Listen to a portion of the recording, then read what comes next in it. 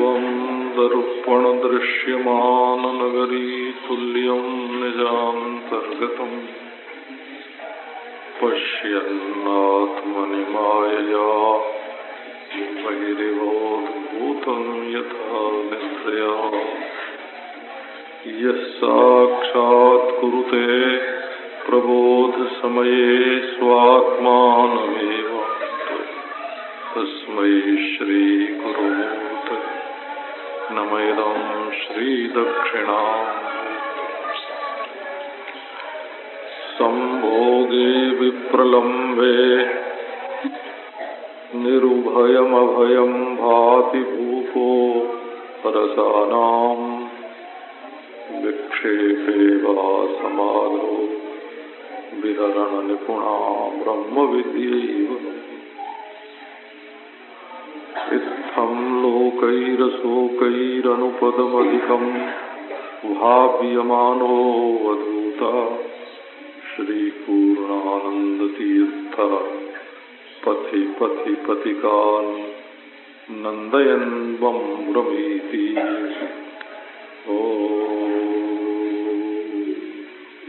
भाव को मानने वाले तो न्याय वैशेषिक और सांख्य योग है। सांख्य योग भी दृष्टा आत्मा में दुखा भाव ही मानता है, क्योंकि सुख दुख दोनों का निरोध होता है वहां, इसलिए दृष्टा में न सुख है न दुख है। और न्याय दर्शन में ये आत्मा को सुखी दुखी समझना ये मिथ्या ज्ञान है। तो आत्मा कभी सुखी दुखी नहीं होता, तो इसलिए वहां भी सुख दुख मिथ्या ज्ञान है। और वेदांत में ये जो दुख है ये तो अज्ञान का कार्य है, और ये सुख जो है ये आत्मा का स्वरूप। तो ये सुख क्या है कि स्वातंत्र है, इसमें किसी प्रकार की पराधीनता नहीं है, पशुत्व बिल्कुल है ही नहीं। अन्यो सावन्यो हमस्मीति न वेद पशुरेव सदेवाना। जो परमात्मा को अन्य और अपने को अन्य मानता है वो देवताओं का माने इंद्रियों का पशु है। वो इंद्रादि देवता का नहीं, वो इन इंद्रियों का ही पशु है। आंख जहां ले जाएगी वहां जाएगा, कान जहां ले जाएगा वहां जाएगा, संगीत सुनने जा रहे हैं, सुंदरता देखने जा रहे हैं, सुगंध सूंघने जा रहे हैं, स्वाद लेने जा रहे हैं, छूने जा रहे हैं। ये इंद्रियां अपना पशु बना के वाहन बना के रखेंगी उसको, जो परमात्मा को अपने से अन्य देखेगा। और जब परमात्मा को आत्मा से एक देखेगा तब उसको कुछ पाने के लिए कहीं जाने की आवश्यकता नहीं है। उसकी जो पराधीनता थी वो मिट गई। तो ये जो पराधीनता की निवृत्ति से जो परम स्वातंत्र है, लोक परलोक में स्वातंत्र है, धर्म धर्म में स्वातंत्र है, जीव ईश्वर में स्वातंत्र है, संसार संसार में स्वातंत्र है, ये परम स्वातंत्र। तो भोक्ता भोग्य के रूप में ये आनंद नहीं रहता है। भोक्ता भोग्य के विवर्त का, भोक्ता और भोग्य तो है विवर्त, परंतु आखिर ये भोक्ता भोग्य विवर्त हुआ कैसे? तो जो जिसमें अध्यस्त होता है उससे भिन्न नहीं होता है। इसलिए भोक्ता भोग्य आनंद स्वरूप अनुष्ठान में अध्यस्त होने के कारण ये भी परमानंद से भिन्न नहीं है, इसी से भोक्ता भोग्य बनते हैं। परंतु ये जो अपना आत्म, इसी से वेदांतियों का कहना है कि केवल समस्त अनर्थों की निवृत्ति ही मोक्ष नहीं है, साथ साथ परमानंद की प्राप्ति भी मोक्ष है। तो असल में परमानंद स्वरूप तो अपना स्वरूप तो परमानंद है, अपना स्वरूप परमानंद है, और दुख का लेश भी नहीं है, क्योंकि दुख अज्ञान जन्य है, वो अपनी अपूर्णता के भ्रम से होता है। तो वेदांतियों की जो मुक्ति है, यदि वो आत्मस्वरूप न होती तब तो केवल दुखा भाव रूप होती, परंतु आत्मस्वरूप होने से सकल अनर्थ की निवृत्ति होकर के परमानंद स्वरूप का जो साक्षात्कार है, परमानंद स्वरूप तू नहीं तो मैं दुखलेश अजब नासिक ब्रह्मचित्त नहीं जानी ये क्लेश। जो सुख नित्य प्रकाश विभु नाम रूप आधार, तो जो सुख सो में, तो वहां तो ये जो वही भूमा तत्सुखम ये नहीं है दूसरे के पास, ये न्याय वैशेषिक सांख्य जो मीमांसा के पास नहीं है। जो वही घूमा तत्सुखम नाल्पे सुखमस्ति आनंदम ब्रह्मणो विद्वान आनंदो ब्रह्म इति व्यजानात् आनंदात् देव खल्यमानि भूतानि जायन्ते। तो ये जो रसो वैसा है, ये वेदांत की जो मुक्ति है वो केवल दुख का भाव रूप नहीं है, बल्कि परमानंद स्वरूप है। इसी से श्री हर्ष ने नैषद में एक हंसी उड़ाई है कि जो दुखा भाव को मोक्ष मानते हैं, तो नाम लिया गौतम का, दुखा भाव को जड़ता को जो मुक्ति मानते हैं, दुखा भाव है, तो जड़ता को जो मुक्ति मानते हैं, दुखा भाव को जो मुक्ति मानते हैं, वो गौतम किम न गौतम। ये जो गौतम है न्याय दर्शन के निर्माता गौतम, वो गौतम क्यों नहीं है? गौतम माने अतिशय न गौ, बैल क्यों नहीं है? गौतम किम न गौतम, केवल दुखा भाव को मोक्ष मानने वाले गौतम बड़े बैल हैं। गौतम किम न गौतम। ये नैषद में ऐसे एक पूरा का पूरा एक सर्ग ही नैषद का है दर्शनों का विचार करने के लिए। हाँ, स्वीकृति मान्यता माने पहले जानो फिर मानो। और ये कहते हैं जानो, मानने की जरूरत नहीं है। शंकर सिद्धांत में जानना है, मानना नहीं है। और उपासना सिद्धांत जितना है उसमें जानने के बाद मानना भी है। प्रतिपत्ति का अर्थ है भगवान अपने हृदय में ही रहते हैं, नित्य प्राप्त है। समग्र वैष्णव सिद्धांत में अंतर्यामी रूप से परमात्मा अपने हृदय में मान्य है और वो नित्य प्राप्त है। कोई मानते हैं कि अभक्ति से अप्राप्त है, कोई मानते हैं विमुखता से अप्राप्त। शरणागति में हाँ ऐसा है जी कि जहाँ किंचित आत्मबल रहता है वहाँ तो प्रपत्ति शब्द का प्रयोग, और जहाँ सर्वथा ही भगवत बल होता है, आत्मबल नहीं होता, वहाँ शरणागति शब्द का प्रयोग करता है। श्री रामानुज संप्रदाय में भी और प्रपत्ति और शरणागति का थोड़ा थोड़ा अंतर मानते हैं। प्रपत्ति पूर्वांग है। जैसे आप देखो, शिष्यस्तेहम साधि माम त्वाम प्रपन्नम, अर्जुन प्रपन्न हो गया गीता के प्रारंभ में, लेकिन वो शरणागत नहीं है, क्योंकि माम एकम शरणम ब्रज, ये भगवान की आज्ञा अंत में है। तो प्रपन्न होने पर भी शरणागत नहीं है। इसका कारण क्या है कि प्रपन्न होने के पश्चात बोलता है कि न जोत्से कि गोविंदम उक्त्वा तूष्णीम बहुगा, मैं लड़ूंगा नहीं। तो भाई प्रपन्न हुए तो जैसा जिसके प्रपन्न हुए वो जैसा कहे वैसा करो। वो कहे कि लड़ो तो लड़ो, कहे मरो तो मरो। तो प्रपन्न भी हुआ और अपने हट को रखना भी चाहता है। तो प्रपन्न में अपने हट की गुंजाइश नहीं रहनी चाहिए। तो इसका अर्थ है कि वो पूर्ण शरणागत नहीं है, उसमें अपना बल है। तो इसको फिर उन्होंने दो तरह से श्री रामानुज संप्रदाय में कर दिया, एक तृप्त शरणागति और एक आर्त शरणागति। तो तृप्त शरणागति होती है वानर के बच्चे की। वो जैसे दोनों हाथ से अपनी माँ को पकड़े रहता है, तो माँ उछलती है, कूदती है, आती है, जाती है, पर वो अपनी पकड़ नहीं छोड़ता है। अगर उसकी पकड़ कभी छूट जाए तो पट्ट से गिर पड़ेगा। तो वो तृप्त शरणागति उसको बोलते हैं, मरकट शरणागति।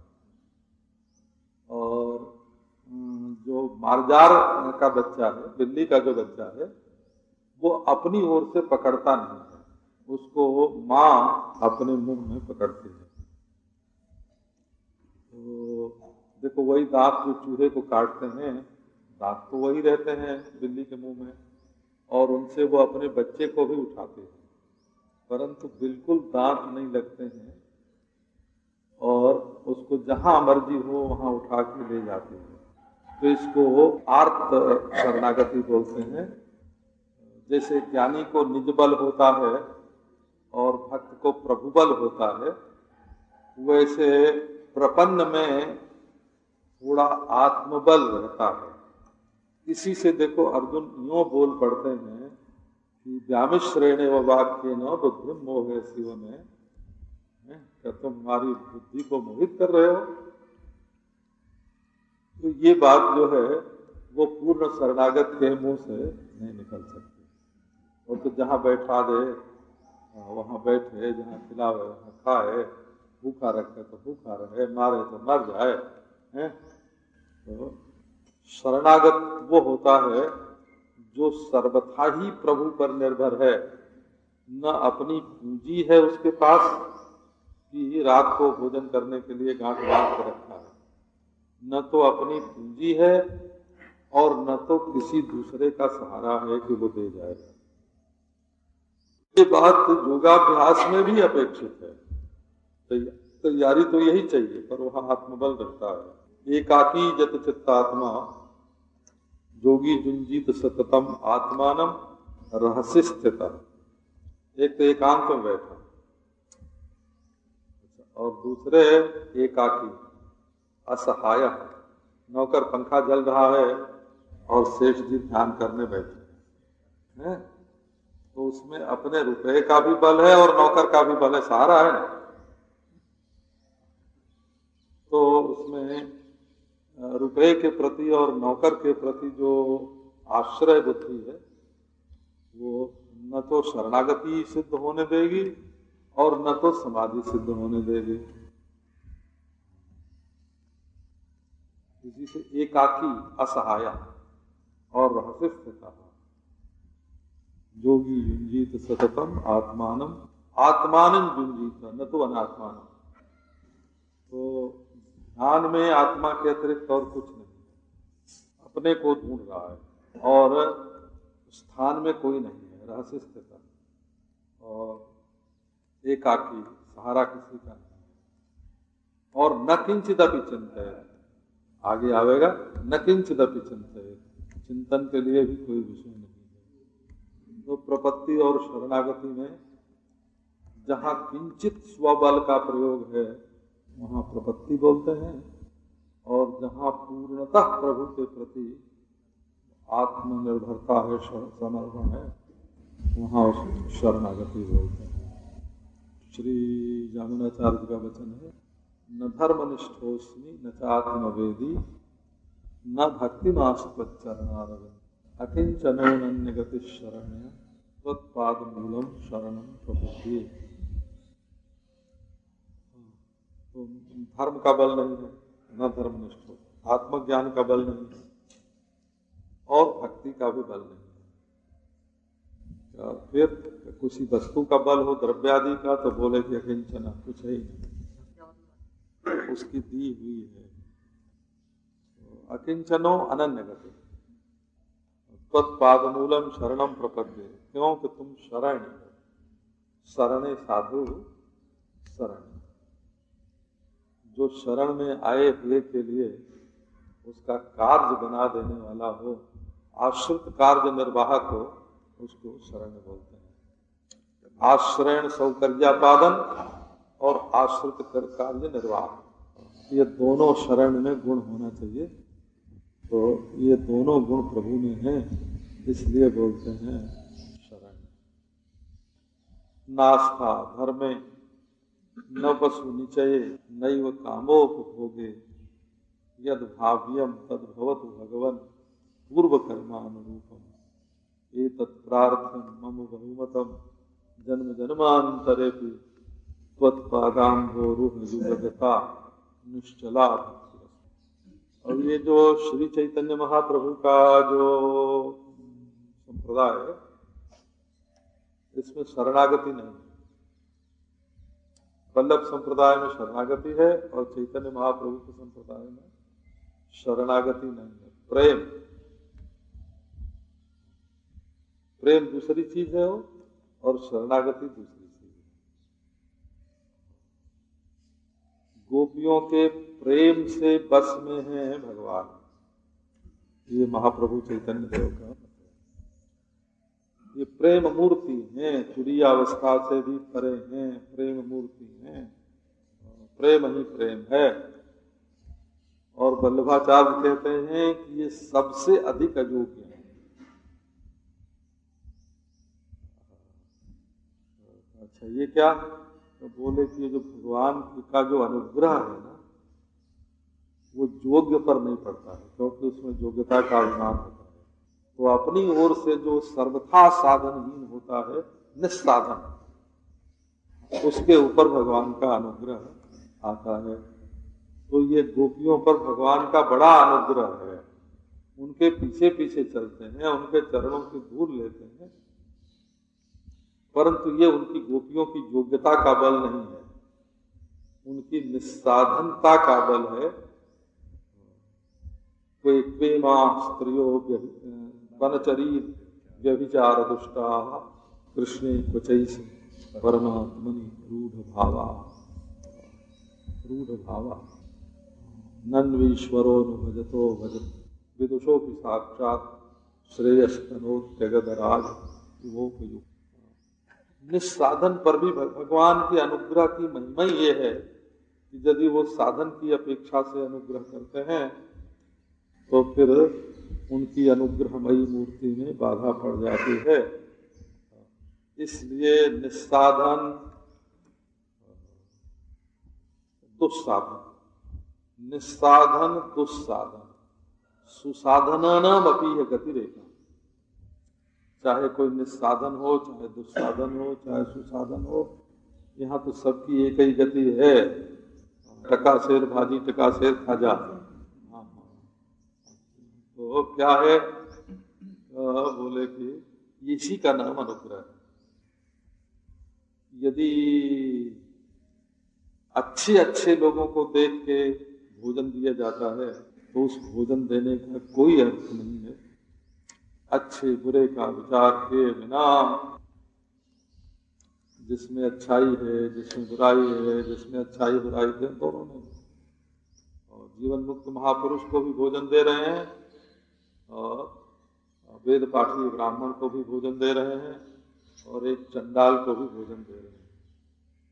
तो जब एक उदार पुरुष इतना उदार होता है कि अन्न लेने वाले की योग्यता न देख करके उसको देता जाता है, अतिथि की योग्यता नहीं देखी जाती, तो स्वयं भगवान साधन देख के कैसे दीजिए। इसलिए श्री वल्लभाचार्य जी महाराज ने कहा कि ये साधन देख के नहीं दीजते हैं, ये तो जिसको जितना निस्साधन देखते हैं, इसके पास हमारी ओर आने का कोई सहारा नहीं है, तो उसको अपने हाथ से उठा के गोद में, और जिनके पास सहारा है उनसे कहते हैं कि तुम आओ, अपनी मोटर स्टार्ट करो, हैं, और जगह जगह पेट्रोल भराओ, मरम्मत कराओ, हैं, और नक्शा प्राप्त करो, मोटर चला के आओ। जो समर्थ और जो गरीब है उसके घर में स्वयं आ जाते हैं, अपनी मोटर भेज देते हैं, स्वयं आ जाते हैं।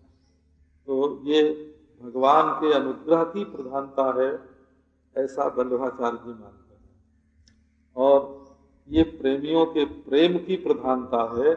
इतना प्रबल प्रेम है इनका कि वो उसके सामने भगवान भी ऋणी हो जाते हैं, न पा रहे हम। एक और तो कह दिया कि प्रेमा स्त्रियों, कहा तो ये औरत की जात स्त्रियों, बनचरी, कोई सदाचार भी नहीं है, बनचर है, कोई ज्ञान भी नहीं है, बनचर है, और जाति भी अच्छी नहीं है, और आचरण भी अच्छा नहीं है। व्यभिचार दुष्टा शब्द का प्रयोग है भागवत में, व्यभिचार दुष्टा शब्द का प्रयोग है, क्योंकि उनके पति भी हैं, विवाहित भी हैं, जारत्वेन भगवान के पास आते हैं। तो प्रेमा स्त्रियो वनचरीर व्यभिचार दुष्टा, भागवत का श्लोक है, कृष्णे क्वचैष परमात्मनि रूढ़ भावा। और कहा परमात्मा श्री कृष्ण के प्रति ऐसा अधिरूढ़ महाभाव, नन्वीश्वरो नु भजतो विदुषो भी साक्षात। ईश्वर ज्ञान अज्ञान नहीं देखता है कि ज्ञानी है कि अज्ञानी, कितना भी अज्ञानी हो, परंतु यदि वो किसी भक्त के पीछे पड़ गया है तो भगवान उसका कल्याण कर देते हैं। श्रेयस्करोति। ज्ञान अज्ञान का प्रश्न क्यों नहीं है? बोले अगध राज उपयुक्त। जैसे कोई अमृत अनजान में अमृत पी ले तो भी अमृत हो जाता है, इसलिए इसी तरह से अनजान में भी श्री कृष्ण का सेवन कर। ज्ञान को इतना महत्व देना ये सांप्रदायिक पक्ष बिना सांप्रदायिक पक्षपात के किसी एक भाव को, भक्ति पर इतना जोर देना कि ज्ञान कुछ नहीं है और ज्ञान पर इतना जोर देना कि भक्ति कुछ नहीं है, ये तो सांप्रदायिक पक्षपात के अतिरिक्त और कुछ नहीं। इसलिए बिना यज्ञशाला में गए, बिना जनेऊ वाले को ईश्वर नहीं मिलेंगे, बिना चोटी वाले को ईश्वर नहीं मिलेंगे। क्या पहचान ईश्वर की है? दिल नहीं पहचानते हैं, बिना चोटी वाले को नहीं मिलेंगे, बिना जनेऊ वाले को नहीं मिलेंगे, बिना यज्ञशाला में नहीं गए, बिना छापा तिलक के नहीं मिलेंगे, बिना गिरवा कपड़ा के नहीं मिलेंगे। ये ईश्वर के बारे में ऐसा सोचना, ये ईश्वर की महिमा का सूचक नहीं है, बल्कि उसके अनुग्रह को अत्यंत स्वल्प कर देना है। सुसाधना नाम अपनी गतिरेका। ईश्वर जब देखता है, अरे ये तो मैं, ये तो मेरा ही हाथ है, ये तो मेरा ही पांव है, ये तो मेरे शरीर का अंग है, मेरा ही एक अंग है, अरे ये तो मेरी पोशाक है। कुछ कहो, विशिष्ट कहो ना, विशेषण कहो तो ये मेरी पोशाक है, कारण कहो तो ये मेरा ही बेटा है। ऐसे सर्वात्मा भगवान है तो ये मेरा ही अंग है। तो अपने अंग की गंदगी कहीं नहीं देखी जाती है कि ये गंदा है मत छू, उसको तो साफ किया जाता है, धोया जाता है। तो भगवान की दृष्टि से कोई अपना पराया नहीं है। निस्साधन हो, दुस्साधन हो, सुसाधन हो, इसी से अजामिल। अच्छा, कुब्जा का क्या साधन था? जातिहीन नायक थी और उसके हाथ में जो अंगराग था, सामग्री थी, वो कंस की पूजा के लिए थी। और कंस के शरीर में वो अंगराग, उबटन लगाने का और मेकअप करने का काम कंस के शरीर में वही करती थी। और उसने कृष्ण की ओर देखा भी नहीं, उनको पुकारा भी नहीं, खुद ही जाके बोले कि हरी सुंदरी, ऐसे हरी सुंदरी। हमको सुंदरी, कुबड़ी को सुंदरी कहने वाला कौन? मथुरा में तो कोई था नहीं, ये कौन आ गया? जो देखा बोले कि ये अंगराग हमको देगी, हम अपने को ही तुमको देते हैं। तो स्वयं छेड़छाड़ के अपना प्रेमी बनाना, स्वयं छेड़ के और उससे समर्पण करवाना, ये श्री कृष्ण का अनुग्रह है। कुब्जा में कोई साधन नहीं। अजामिल में क्या साधन था? उसने अपने बेटे का नाम लिया और उधर महाराज मुग्ध हो गए, बेहोश। तो लोगों ने कहा कि आपका नाम नहीं ले रहा है। बोले अरे वो नहीं जानता तो क्या, हम तो जानते हैं हमारा नाम है। वो मूर्ख है, वो मूर्ख है, नहीं जानता है कि ये भगवान का नाम है। और मैं तो जानता हूं, मैं कैसे गफलत कर सकता हूँ? तो इसी को भगवान का अनुग्रह बोलते हैं। और श्री चैतन्य महाप्रभु बिल्कुल दूसरी बात करते हैं। ऐसा प्रेम सनत कुमार आदि में तो शांत रस का प्रेम रहता है, और हनुमान आदि में दास्य रस का प्रेम रहता है, उद्धव आदि में सख्य रस का प्रेम रहता है, जसोदा कौशल्य आदि में वात्सल्य रस का प्रेम रहता है, गोपियों में तो कांत रस, मधुर रस का प्रेम है। जो पत्नी अपने पति को जो वस्तु दे सकती है वो क्या दुनिया में और कोई दे सकता है? तो ये तो गोपी जो है, ये तो अपना सर्वस्व जो कोई नहीं दे सकता वो दे रही है भगवान को। इसलिए इनके प्रेम को देख करके भगवान हो गए ऋणी। न पा रहे हम निरवध्य संजुजाम स्वसाधु कृत्यम विबुधायुषा विवाह। गोपियों, हम तो तुम्हारे ऋणी हैं, कभी ऋण नहीं हो सकते। तो ये भगवान जो है, ये भगवान की स्थिति है। और ये ब्रह्म जो है, ये तो ठूंठ है, स्थान, श्रीहर्ष ने खंडन खंड खाद्य में पहले ही स्थाणु नाम रखा है ब्रह्म। ठूंठ है ठूंठ, अविकल्प विषय एक स्थाणु पुरुषः श्रुतोस्ति श्रुतिषु ईश्वरनुमया न परम वंदे नुमयापि तमधिगतम। केवल उमा सहायम नहीं है, ये अनुमा सहायम भी है। अनुमान केवल उमा को ही नहीं मिलते हैं पति के रूप में, ये अनुमा को भी मिलते हैं। हम अनुमान से भी ईश्वर को सिद्ध कर सकते हैं।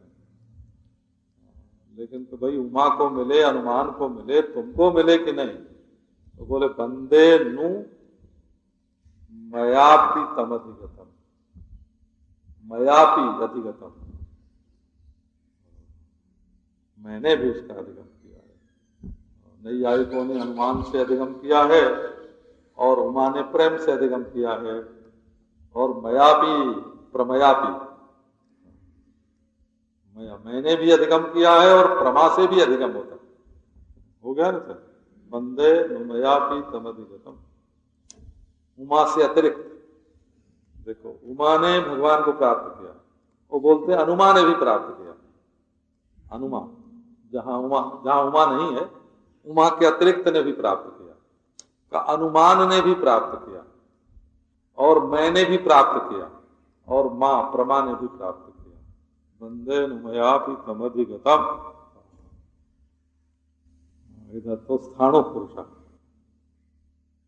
तो ठूंठ है हवा, तुम चाहे उससे चिपट जाओ, चाहे उसको चूम लो, चाहे उसको है ना, चाहे उसको कुल्हाड़े से काटो, तो वृक्ष तिष्ठा से छिद्यमानो, जीवन मुक्ति का वर्णन है। वृक्ष तिष्ठा से छिद्यमानो न कुत्थित उपल तिष्ठा से, पहली बात है। माने द्रष्टव्य तो हो गया ना साक्षात अपरोक्ष, और श्रोतव्य जो हुआ वो तो अज्ञात का हुआ ना। तो इसलिए जहां द्रष्टव्य है वहां फिर श्रवण तो दूर करता है, तो इसलिए श्रोतव्यो मंतव्यो निधिध्यासितव्य। ये श्रोतव्य तात्पर्य निश्चय, और मंतव्य उतर्कादि का व्यपोहन, परमत का व्यपोहन, और निधिध्यासितव्य माने सजातीय प्रत्यय का प्रवाह। तो इन तीनों से दर्शन जो है वो संपन्न होता है। ये दर्शन के तीन साधन हैं। ये नहीं कि पहले दर्शन कराएं, फिर सुनाएं, फिर है ना, फिर मनन कराएं, फिर निधिध्यासन कराएं, ऐसा नहीं। तो यदि दर्शन के पश्चात निधिध्यासन करना होता, तब तो ये प्रतिपत्ति विधि का अंग होने लग जाता। निषेध तो उसका भी है, केवल विपर्जय की निवृत्ति के लिए ही है, परंतु यहाँ उपास्व ये विधि नहीं है। तद ब्रह्म उपास्व ओम इति ब्रह्म। अभी ओंकार में जो ब्रह्म बुद्धि है ये उपासना है। एतदालंबनम श्रेष्ठम एतदालंबनम परम एतदालंबनम ज्ञात्वा जो जदिच्छति तस्य तत् ओम इति ब्रह्म। ओम तो एक अक्षर है जो मुख से उच्चारण किया जाता है, और ब्रह्म अद्वितीय है। तो ओम ब्रह्म कैसे होगा? जो परिच्छिन्न वाक का विषय है ओम, वो ब्रह्म कैसे होगा? तो बोले ओम में ब्रह्म बुद्धि करनी पड़ेगी, तो वो प्रतिपत्ति विधि का है, वो उपासना है। आत्मा बारे श्रोतव्यो मंतव्यो निध्यासितव्य दृष्टव्य। तब ऐसा होता कि श्रोतव्यो मंतव्य ये तो विधि वाक्य है, और द्रष्टव्य ये बोध वाक्य है। तो यदि ये क्रम जोड़ दिया जाए तब फिर श्रोतव्य ये तो विधि है। श्रवण करने के लिए तो हम कह सकते हैं कि चलो तुम सुनो, मनन करो, ये भी कह सकते हैं। पर जो नित्य स्थित जो पदार्थ है, आत्मरूप है, उसके तो अदर्शन की निवृत्ति ही उसमें, असाक्षात्कार की निवृत्ति इष्ट है, दर्शन की विधि इष्ट है। दोनों में बहुत अंतर है। वो तो कर्ता कर श्रोतव्यो मंतव्यो निधि ध्यासितव्य, ये तो कर्ता के द्वारा किया जाने वाला है, और दर्शन जो है वो सिद्ध वस्तु का है। दर्शन सिद्ध, दर्शन जिसका होगा वो तो पहले से मौजूद है, केवल अज्ञात होने के कारण अदर्शन है, तो अज्ञान की निवृत्ति है। और श्रोतव्य मंतव्यो निधि ध्यासितव्य, ये तो कर्तव्य है, कर्ता के द्वारा अनुष्ठेय कर्तव्य है। इनमें तो विधि है, और कोई परिसंख्या मानते हैं, कोई नियम मानते हैं, और रत्न प्रभा में इसका विचार किया, इनमें कौन सी विधि है। सभी चारों मैंने किसी ने कहा नित्य विधि है, किसी ने कहा परिसंख्या विधि है, किसी ने कहा नियम विधि है, और किसी ने कहा तीनों है। हाँ, ऐसे ये चार मत इसके संबंध में है। उन्हें वो श्रुतियों में ही दोनों शब्द परमात्मा के लिए आते हैं, और फिर उमया अधिगतम है, अनुमया अधिगतम है, तो पुरुष कहना भी उसके लिए। केवल स्थाणु जो है वो तो अचलता का द्योतक है, और अंतःकरणावच्छिन्न होने पर भी जीव और ब्रह्म का भेद नहीं है। तो अवच्छेदवाद में ईश्वर शब्द का अर्थ ब्रह्म ही है। ईश्वर शब्द का अर्थ ब्रह्मातिरिक्त नहीं है, केवल उपाधि के कारण ही उसमें पृथकता भासती है। और अवच्छेदवाद के अनुसार जो अंतःकरण से अवच्छिन्न आत्मा है, उसमें कोई गति नहीं, अवच्छिन्न अनवच्छिन्न का वहां भी भेद नहीं है।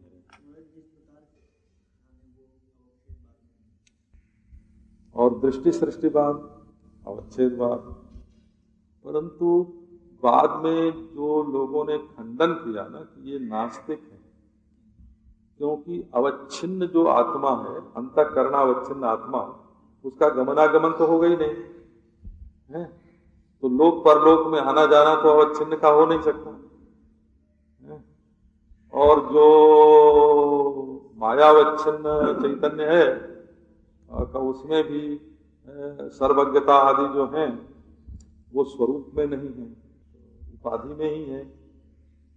तो न तो ईश्वर गंतव्य रहा और न जीव गंता रहा, तो ये जो नरक स्वर्ग पुनर्जन्म आदि हैं, ये कोई भी आत्मा में सिद्ध नहीं हुए। तो विद्यारण्य स्वामी ने बड़ा जोर दे करके, और आभास के लिए श्रुति भी जो उन्होंने ली वो नरसिंह तापनी उपनिषद की है। माया भाषे ने जीवेशो करोति थी श्रुतत्वतः पंचदशी में, माया आभास के द्वारा जीव ईश बनाती है।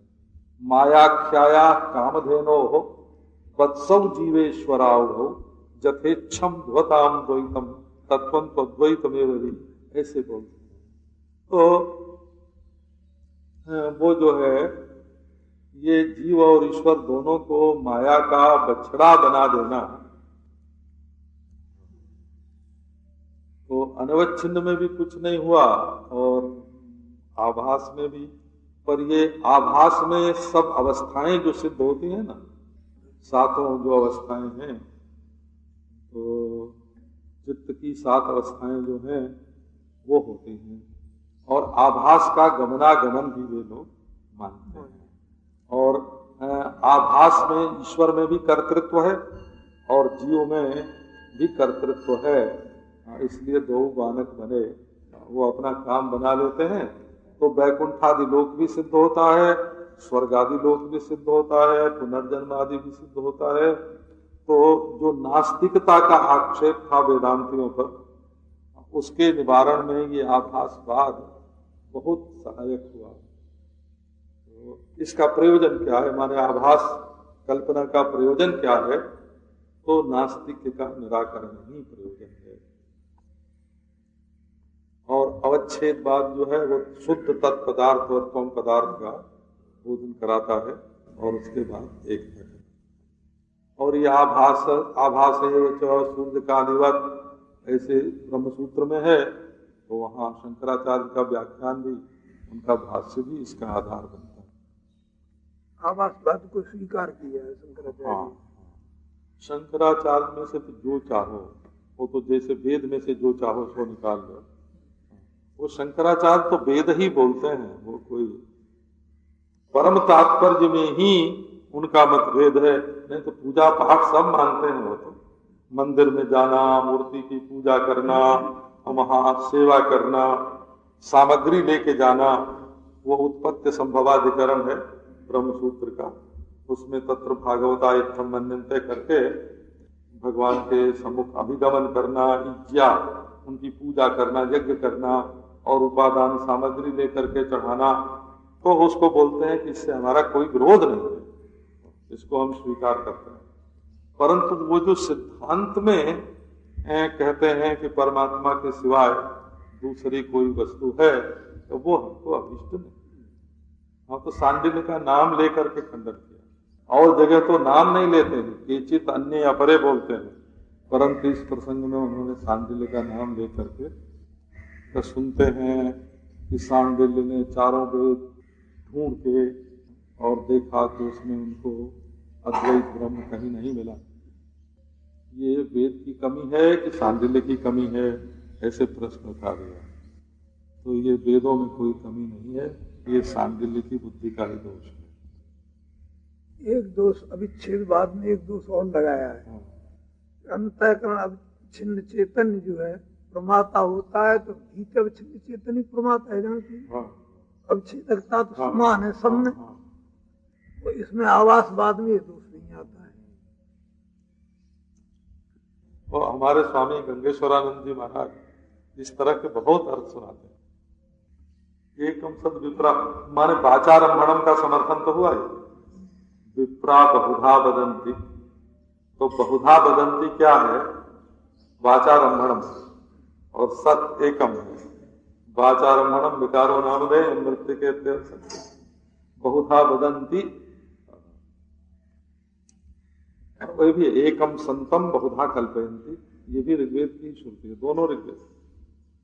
तो उसमें कल्पयंती है, एकम संतम बहुधा कल्पयंती, एकम सद विप्रा बहुधा वदंती, एक एवाग्नि बहुधा समिध्यते।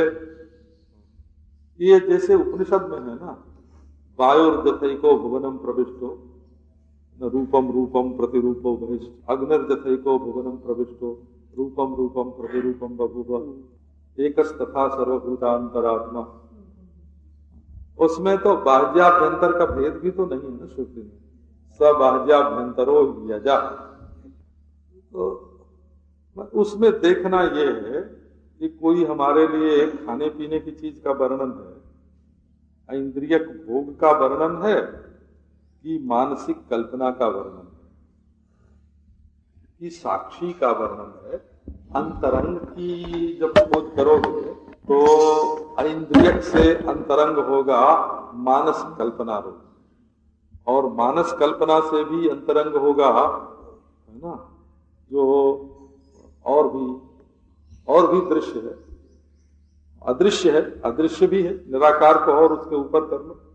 मानसिक कल्पना के ऊपर है निराकार, परंतु उससे भी ऊपर जो साक्षी है तो वो अंतरंग हुआ ना।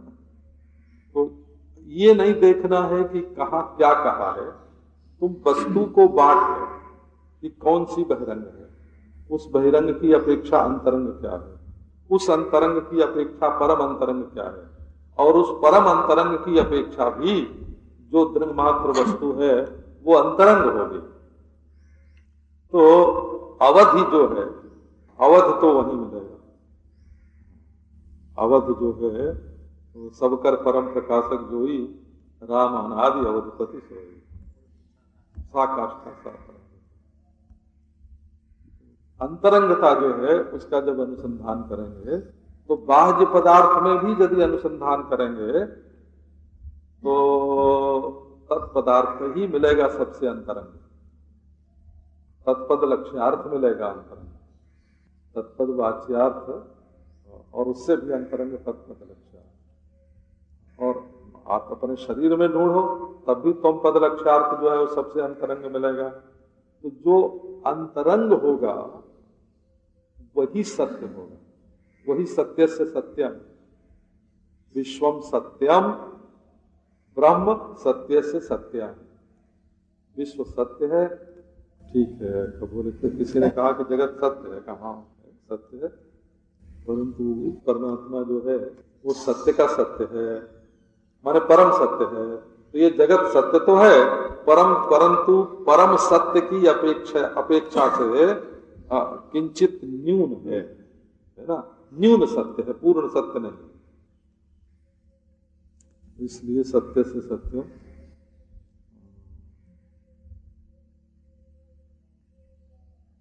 विश्वम सत्यम, ये श्रुति है, विश्वम सत्यम और सत्य से सत्य। इसीलिए मान लेती सांख्य और योग वाले। सांख्य ने आद्य एक आक्षेप करता है, अविद्या से बंधन की उपपत्ति नहीं हो सकती, ना विद्या भी अविद्या से बंधन की सिद्धि नहीं होती। अवस्तुत्व बंधानुत्पत्ति, यदि अविद्या अवस्तु है, कुछ है ही नहीं, तो बांधेगी कैसे? वस्तुत्व सिद्धांत हानि, यदि अविद्या वस्तु है तो तुम्हारा अद्वैत कहाँ गया? एक अद्वैत वस्तु है, एक अविद्या वस्तु है, तो काट दिया ना। इसलिए ये अविद्या से बंधन नहीं है, प्रकृति और प्राकृत के साथ जो तादात्म्य है, वृत्ति सारूप्य है, तादात्म्य है, वही बंधन का हेतु है। अविवेक ही बंधन का हेतु है।